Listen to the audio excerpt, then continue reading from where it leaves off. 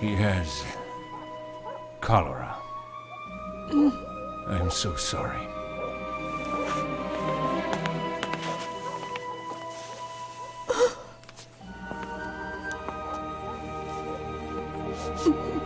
Papa, Mama, listen to me.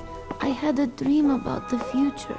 I will become an engineer, and I will be world famous for my inventions. Nicola, my son, before you were born, I made a solemn vow to God that you would serve him.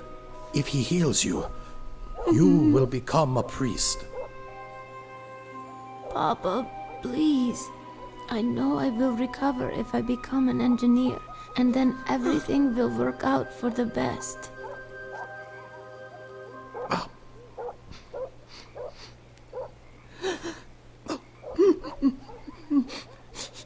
Oh God. Oh God. Please forgive me. I beg of you, forgive me.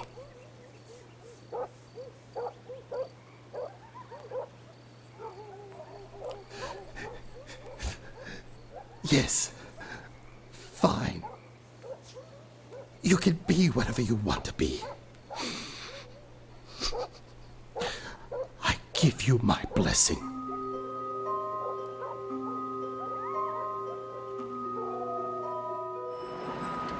Mr. Tesla, I imagine because you are here now giving me this interview, that must mean you've recovered, thanks to God or someone else. Yes, to the complete surprise of everyone in my village, I made a complete recovery in just a few days. I continued in school, at the Graz Institute and Paris University, becoming a successful electrical engineer. The illness led me to discover abilities I never suspected I had. I started to have these clear visions. Flashes of light began to cover the pictures of real objects. In time, they simply replaced my thoughts. My mind developed a new and different process. Using this process, I could construct an invention in my mind first, where I could perfect it.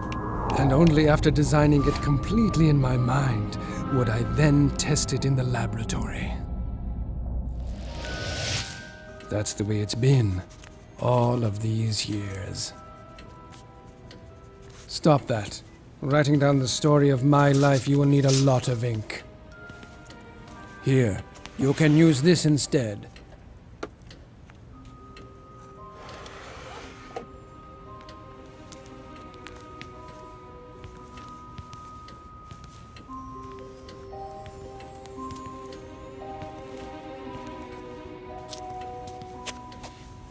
This is a device for recording sound.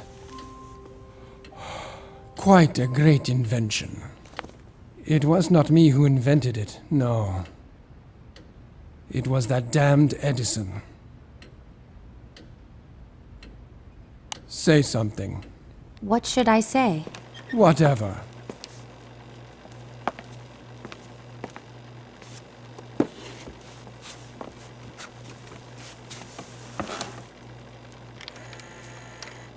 Say something.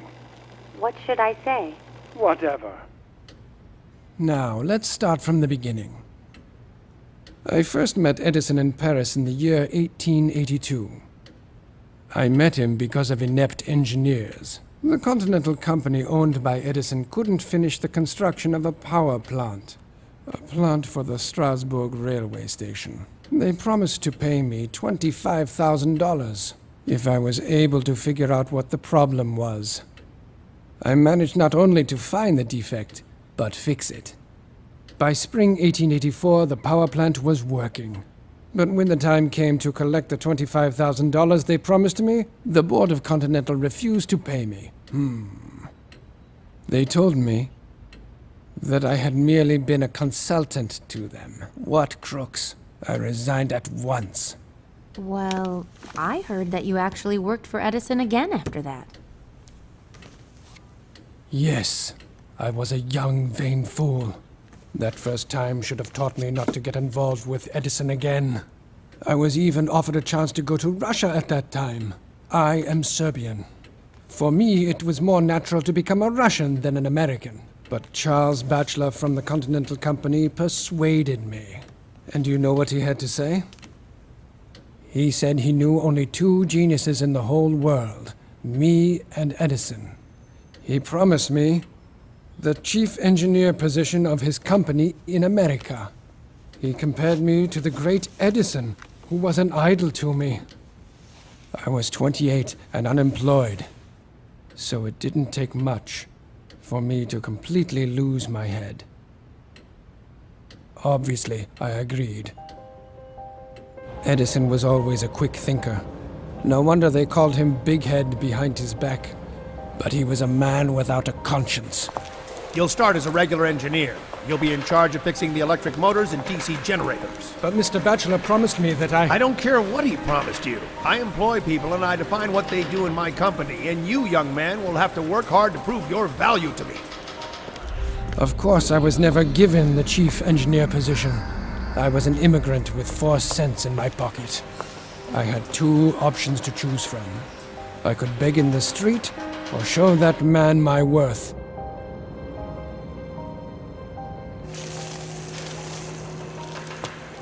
I began to work like a man possessed. For 6 months, I worked myself to death repairing DC electric motors 18 to 20 hours a day. But the more I worked, the more I understood that direct current was not perfect at all. So I started to design my own concept of a motor which would be able to produce a new kind of current, alternating current. As opposed to Edison's preference, direct current, alternating current is changing its magnitude and direction all the time. These changes are called the frequency. But the most important difference between AC and DC is that the direct current power plant using the usual voltage can transmit electricity effectively really no more than 1 mile. This means that in order to illuminate New York using direct current power plants, we had to build a huge network of local stations. But with alternating current, this would not be the case. Using AC to illuminate New York, we needed only one big power plant.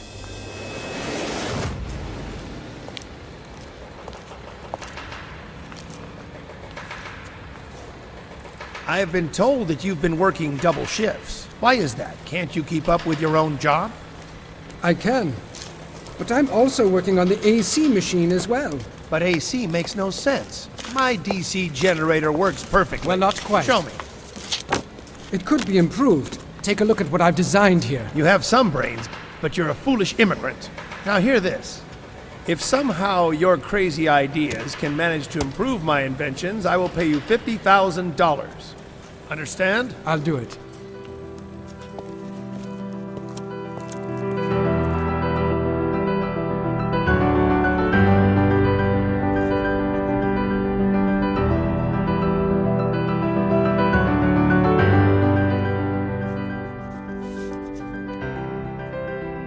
But I didn't give up on the idea of using direct current to generate power. I fully immersed myself into the work and soon was able to present Edison with not 1, but 24 different improved direct current motors.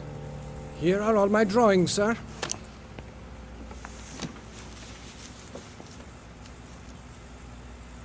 Not bad. That is, not bad for an immigrant. So when will I be getting my $50,000? 50,000? Young man, you don't seem to understand American humor. Taking into account your efforts, I'm willing to increase your salary from $18 a week to, let's say, $26 a week.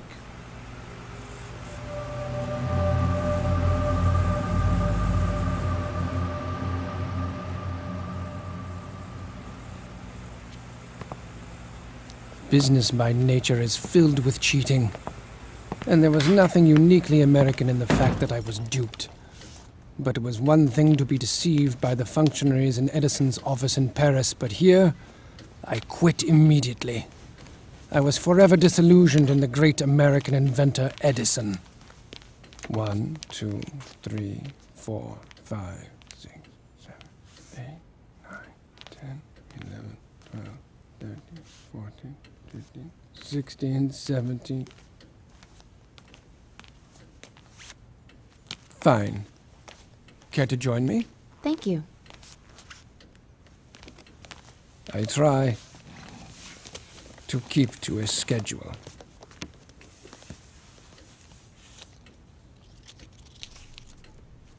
Well, even after you left working for Edison, he said many times that you were only an imitator, that you were unoriginal. Imitator? Not quite. I was always his opponent. I always made other choices. Consider the War of Currents. I must admit, the 2 years after I left Edison were very hard. I had not a penny to my name. I never took money too seriously. I never did, except for at that terrible time. At that time, I worshipped every penny. My breakfast cost 4 cents. My dinner cost the same. And sleeping on a floor at night cost me 5 cents. This lasted for a year. In order to earn my living, I had to find part-time jobs. Day laborer, porter, digger of ditches. I lived for the moment. I had no money to think about tomorrow. When autumn came, I rented a single bed in a common room for 10 cents a night. What a luxury. Edison must have been gloating. But one day, everything started to change. My friend Brown introduced me to entrepreneurs who were interested in electricity, and they invested money in my talent. It was an amazing transformation. In one moment, I went from being a beggar to becoming co-owner and manager of a serious company dealing with the installation of new arc lamps in the streets. I thought it was ironic that I rented an office next to Edison's company. We had received many orders from all over America for our electrical products. Our business quickly became a success. I created models of generators, transformers, and all the necessary equipment for the operation of two-phase alternating current devices. I believed that alternating current was the future, although to others at that time my ideas seemed absurd. And finally, on the 1st of May 1888, I received 2 patents for my AC generator. The War of Currents had begun. Mr. Westinghouse. Mr. Tesla, I'm so happy to meet you at last. Let's get straight to business. You know the Edison power plants are reliable. However, here's what I need. I need a solution that allows me to transmit electricity over long distances to my power plants. So, you see, currently I am looking for a better engineering solution. Well, I have some ideas here. Edison's direct current power plants dominated the nation's power needs.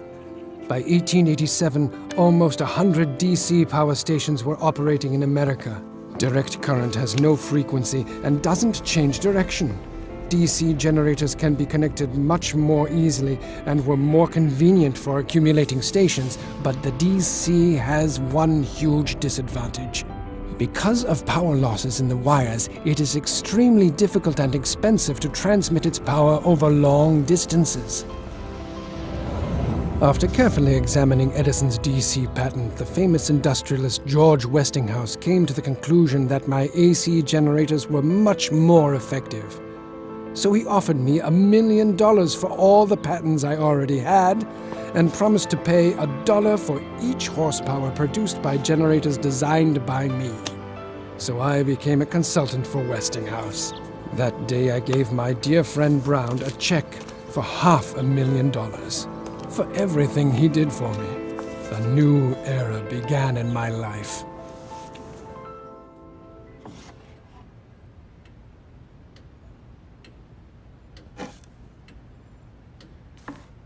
Alternating current is perfect. It is so pure and beautiful. It has the unique ability to disinfect any kind of surface, including the human body, killing microbes without causing any harm to the body's tissues. Is that dangerous? Don't worry. You can touch it.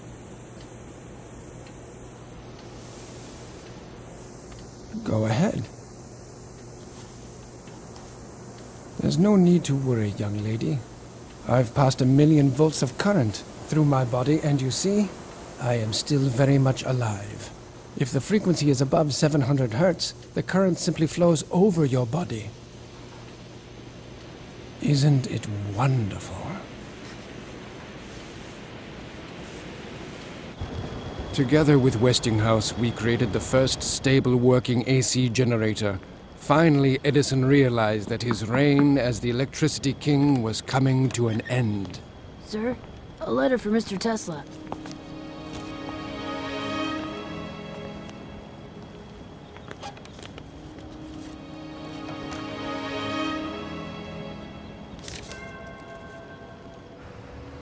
Edison immediately brought a lawsuit against us for infringement on his patents.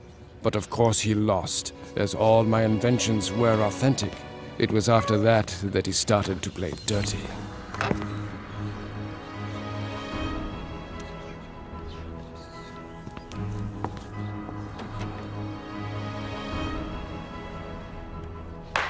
At Edison's instigation, a new type of execution was adopted. The electric chair. And of course it used my alternating current.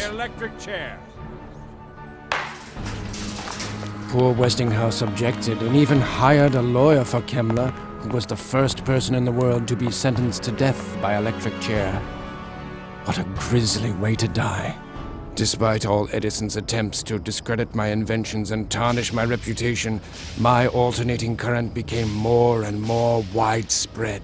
Westinghouse and I were gaining ground in this war of the currents. But the sweeping success of AC played a cruel joke on my benefactor and supporter, Westinghouse. One day, his investors remembered about the agreement I had made with Westinghouse.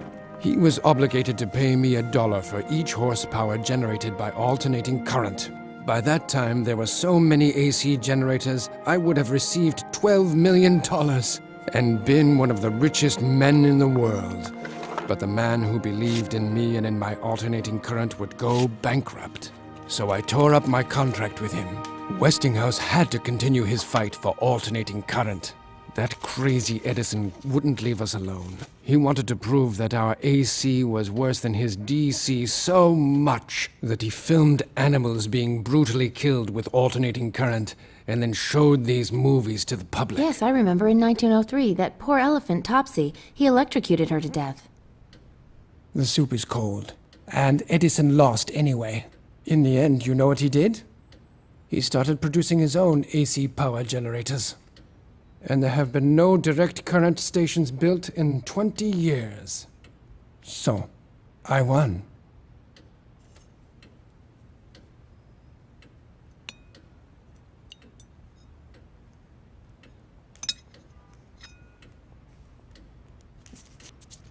$320 milliliters.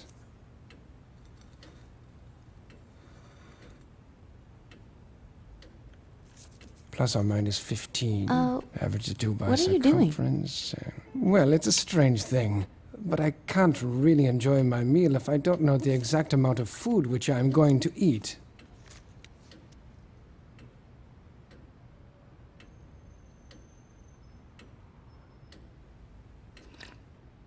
As for Edison, I have never seen him again. Never. Even after he burned my laboratory. You mean the fire on Fifth Avenue? Many speculated it could have been sabotage. Even at that time, people were asking which of your employees were bribed by Edison. Do you know how it came to this? For 7 years, I worked in my laboratory studying magnetic fields and high-frequency currents. It was a productive period for me. As a result of my work, I received many patents, almost as many as Edison. As a result, the American Institute of Electrical Engineers invited me to lecture about my achievements in front of the most prominent electrical engineers of that time. I lit lamps simply by putting them in an alternating electromagnetic field. I showed how to transmit electricity without wires. I sent out lightning and used my hands to pass a current of 1,000,000 volts through my body. It was a huge success. I received a great ovation, and for the first time was called by my peers a man of the future. They offered me Faraday's chair, saying that since his death, no one else had been worthy to sit in it. Then they let me sip the whiskey from Faraday's cherished bottle. It was a great honor. Edison, of course, could not stand them recognizing me. On the 13th of March, 1895, there was a fire in my laboratory on South Fifth Avenue. All of my property was burned, as well as all the records for the last 10 years. As a result of the fire, I went completely bankrupt. Of course, Edison was not so stupid as to leave any evidence that he was behind the fire. But who else could have benefited from this? Within half a year, my business began to thrive again. Instead of starting from the beginning to rebuild what I had created, I restored everything from memory. Thanks to me, Westinghouse triumphed over Edison, winning a huge contract for the construction of a hydroelectric power plant at Niagara Falls. The newly formed company of Niagara Falls invested $100,000 in my research. With this money, I set up a great laboratory at 46 Houston Street, where I constructed a unique mechanical oscillator, which I used to do research on selective resonance.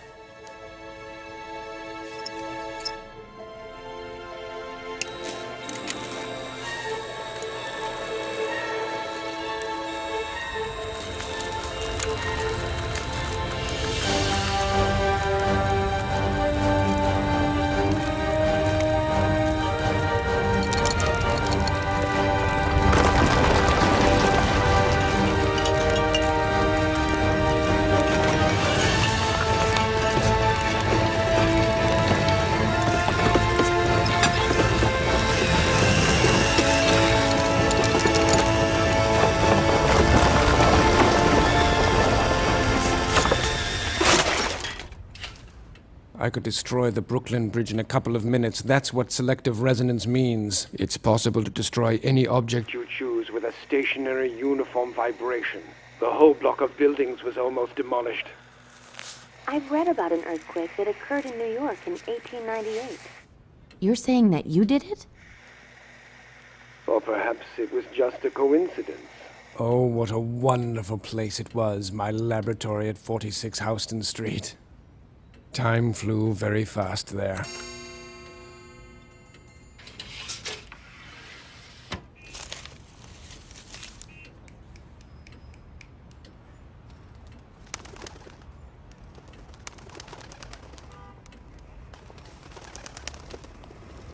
I envy the pigeons.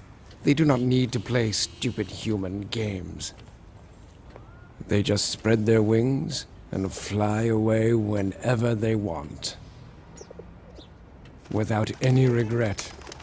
I don't like people. But I heard rumors about the elaborate parties which you used to organize. Yes, I threw...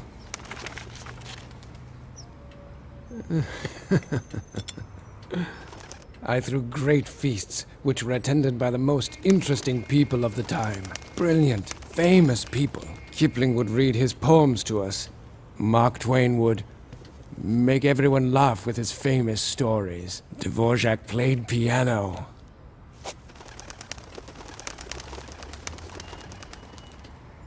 And then I would take them all to my laboratory. I showed various interesting experiments, and we talked about the future of science. Those evenings were unforgettable. I met most of these people thanks to my friendship with Robert Johnson, the chief editor of Century magazine, and his wife, Catherine.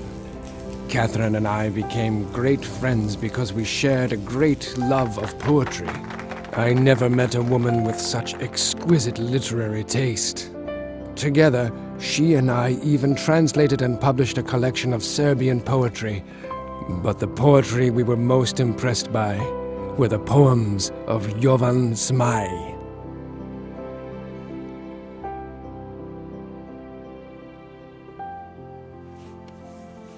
Honor can't be bought with gold, for an honest man can't be sold, since he needs it like the sun. The dishonest man would surely sell, but everyone knows quite well. As for honor, he has none. Yes, Robert was a dear friend of mine. And as for Catherine, oh, I loved her as much as a man can love a woman.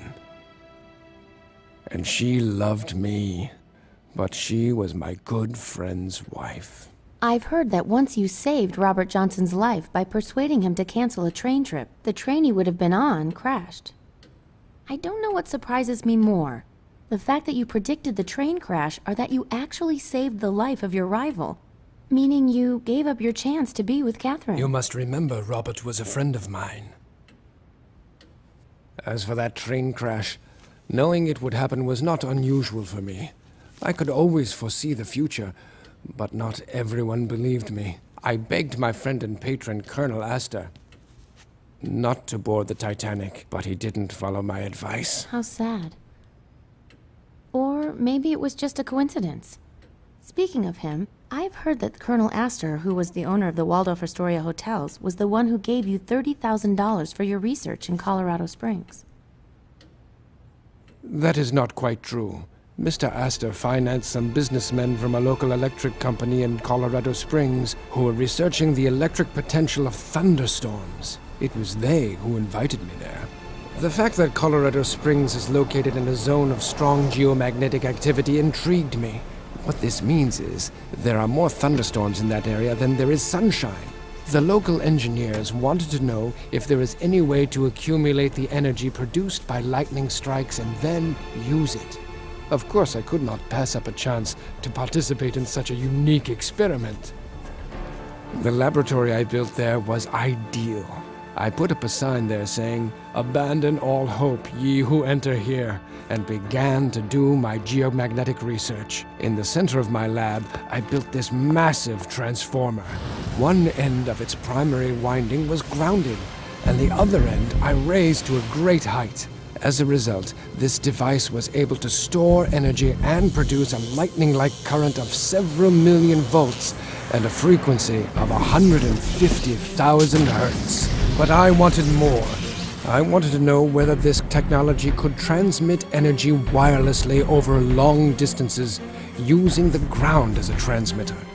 Not far from the lab, I put 200 bulbs in the ground and waited for a storm.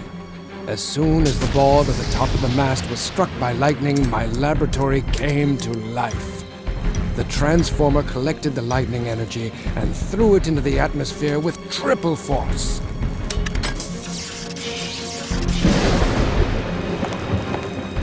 Try to imagine it. I had created man-made lightning that was 40 meters long. The energy flow covered the city. The entire city was literally saturated with electricity. I didn't expect such an effect, but my theories had been proven. I was able to transmit an electric charge wirelessly across the ground. 200 bulbs were lit at a 25-mile radius from the Tower Razam. Unfortunately, the local power station was not ready for such a large-scale experiment. The city's generator simply burnt out. After that incredible experience, I wrote an article about the possible uses of currents transmitted by high-frequency standing wave energy. This had practical application for lighting, heating, the control and movement of electric transport. Electricity could be used everywhere. It could be transported through the ground, in the air, used for automatic machines. The wireless uses of electricity are endless. Yes, I remember reading it. There were so many fantastic predictions. How to harness energy from the sun. Aluminum, the metal of the future. Using the Earth's internal heat. Transfer of electric power anywhere in the world without the use of wires. Interplanetary radio communications. It was that article I wrote that caught the eye of the well-known banker and industrialist John Pierpont Morgan.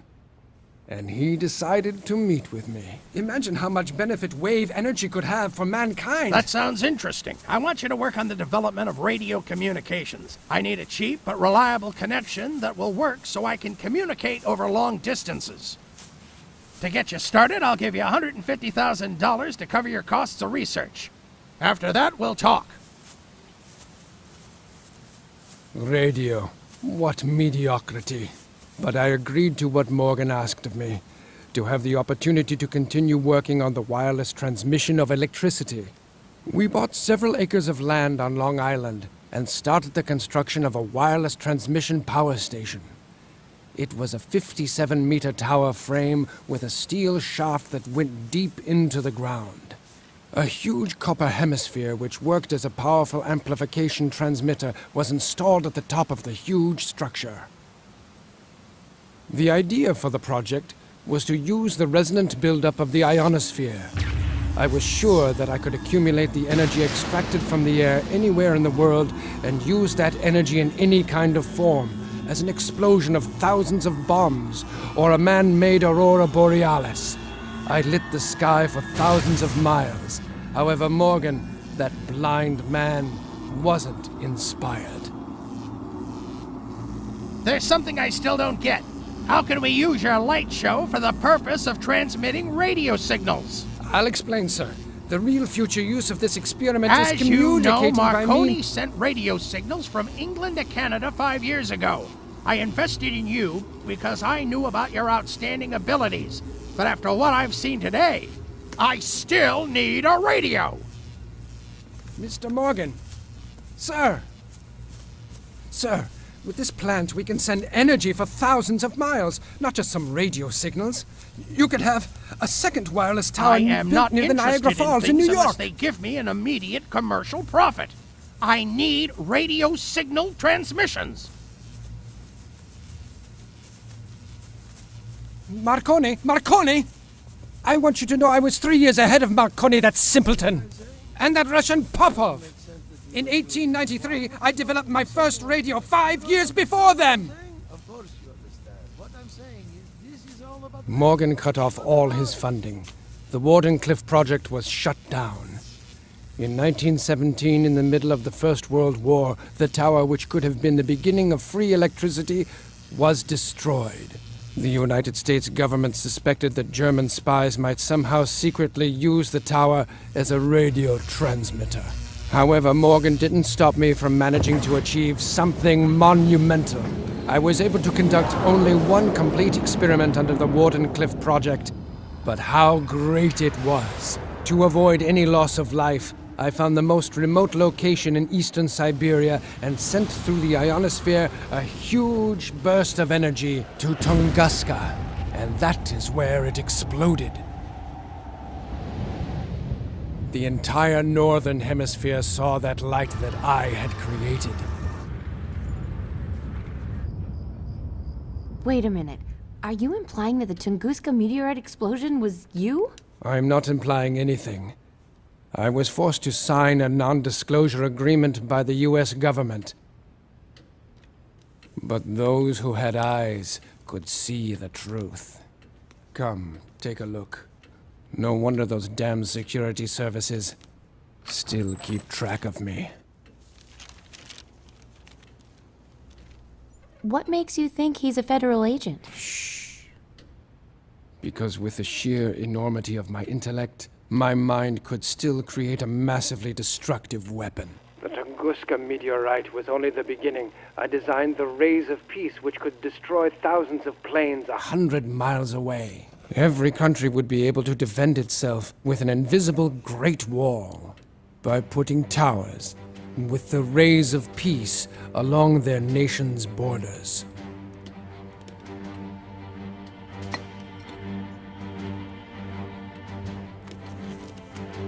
Of course, the military would give anything to get their hands on my rays of peace, so they could turn them into rays of death.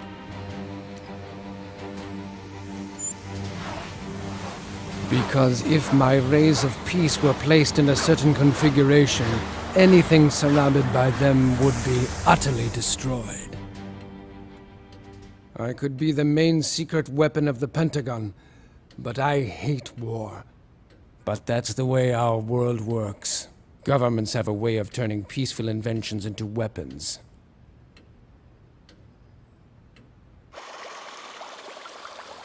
I was the one who invented the ability to control ships and airplanes by radio frequency. I introduced the first radio-controlled ship in 1898 during the New York Electrical Exhibition. Once I had perfected this technology, I brought about the era of larger, more practical toys.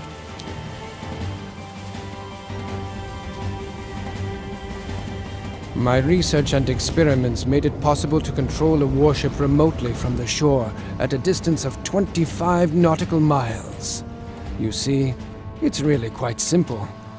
Continuous control is possible via an automatically received signal of disparity between the desired and present location of the ship you're controlling, so you can make any object move to wherever you want. Naturally, the military immediately seized on the opportunity to control warships using radio waves. Since that time, the Pentagon has kept their eye on me. It is impossible to refuse them. At their request, I invented a radar locator to detect enemy submarines. Originally, I designed this instrument to search for minerals. I had other great ideas they could use. I was able to generate powerful electromagnetic fields that bend light and radio waves around any object, making the object completely invisible. This project was called Rainbow, but I doubt whether you have ever heard of it. The military can keep its secrets. I hate the military. They enjoy spilling blood too much. I'd really like to do something for ordinary people. But regrettably, they're not ready for my inventions.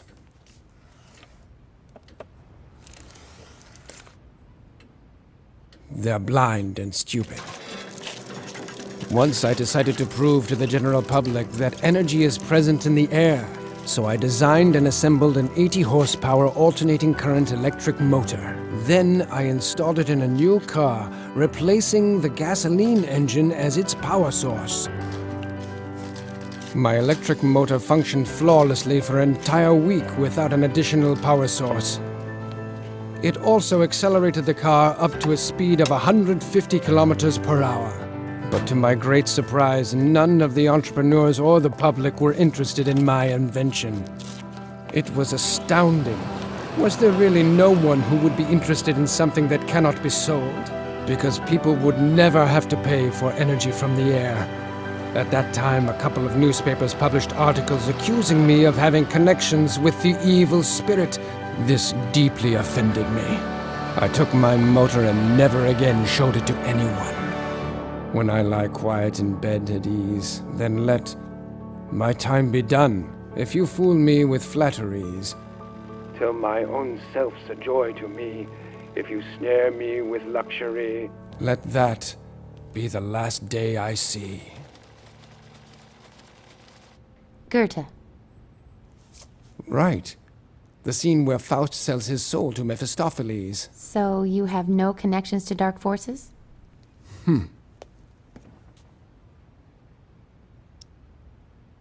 I often find myself quoting Faust. He thinks as I do. We are both ready to give everything we have for nature's secrets. Because of this, when I am reading Faust, it helps me to think.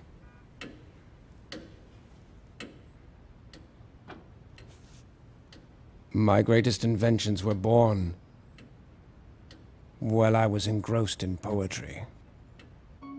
In 1915, the Nobel Committee even wanted to give me the Nobel Prize in Physics, but I refused it. The reason? They wanted me to share it with Edison. I must admit, to his credit, Edison did the same. However, I couldn't refuse the gold medal of Edison given to me by the Institute of Engineers and Electrical Technicians, but the very sound of the name Edison annoyed me. So I cut the medal in half and used the gold to pay 2 of my secretaries for their work. Can I take the dishes and clean the room now? Take the dishes away, and leave us immediately. I can't stand earrings, especially pearls.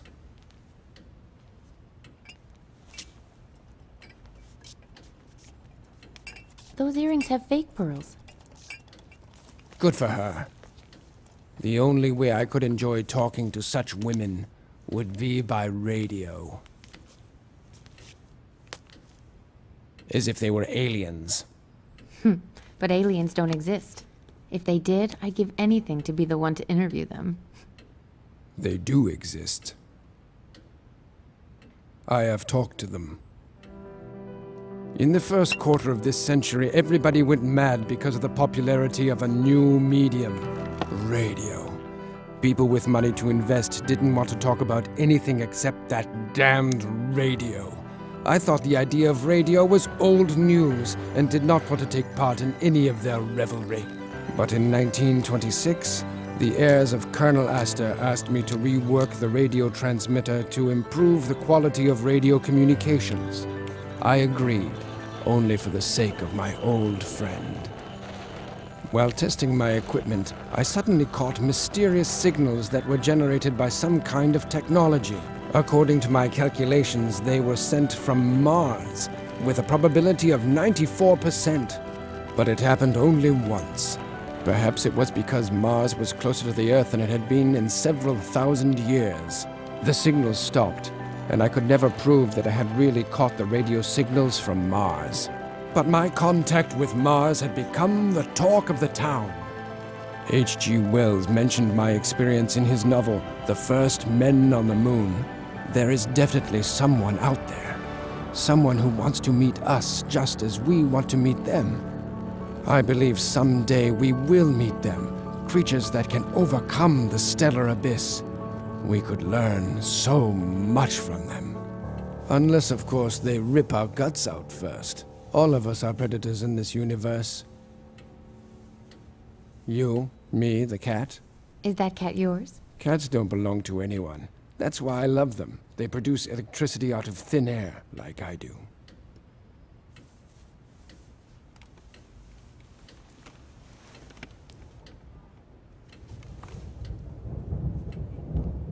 And like myself, cats have a free spirit.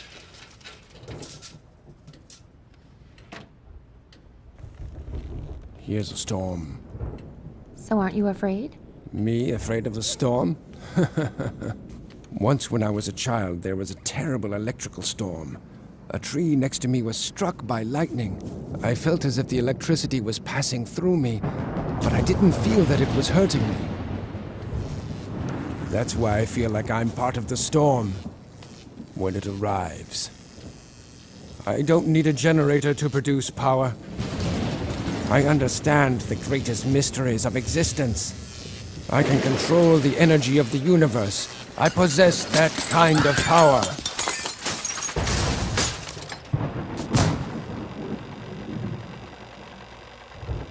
Well, now I'm sure the hotel staff will come. And the bill will come to about $200. Excuse me, sir.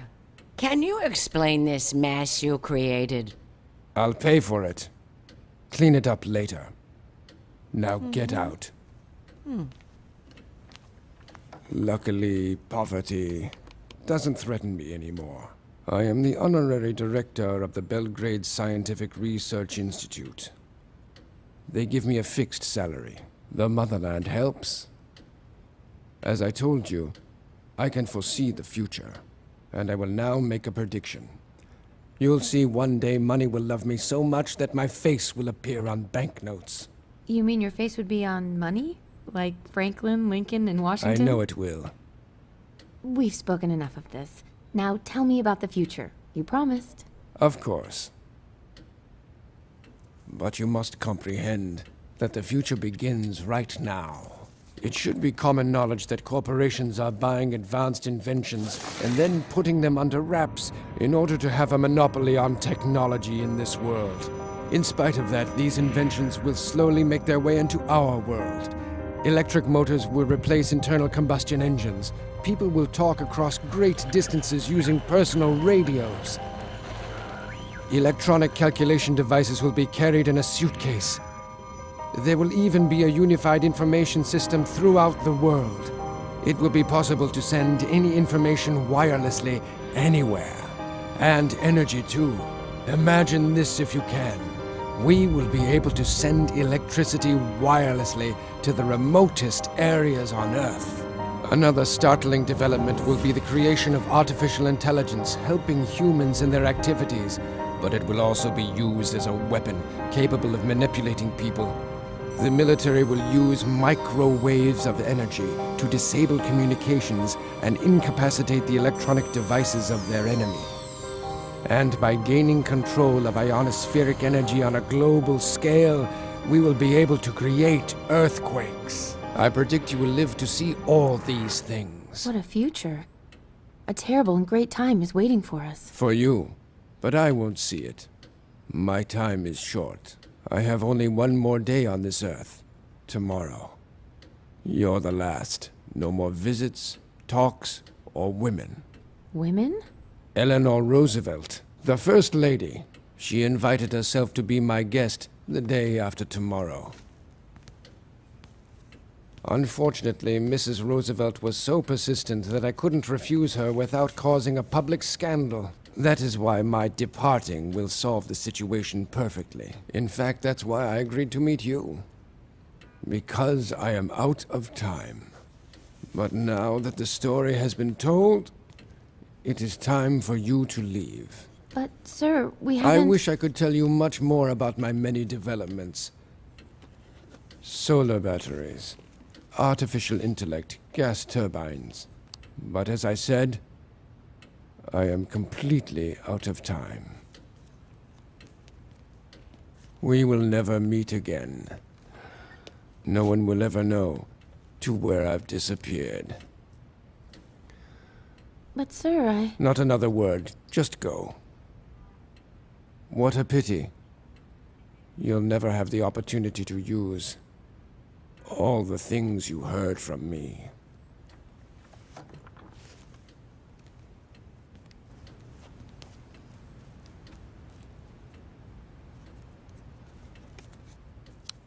When I lie quiet in bed at ease, then let my time be done. If you fool me with flatteries, till my own self's a joy to me, if you snare me with luxury, let that be the last day I see.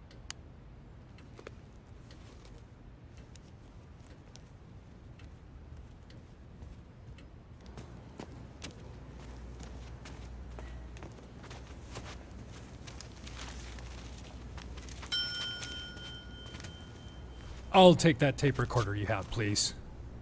What gives you the right to demand this of me? I'm protected by U.S. law under the Freedom of Information. Actually, that's not true, ma'am. Everything this man produces is considered property of the U.S. government and subject to seizure. So please, don't make things more complicated for yourself. Now I have a warning for you. If you tell anyone about this, you'll be imprisoned in Leavenworth the rest of your life. Understand, ma'am?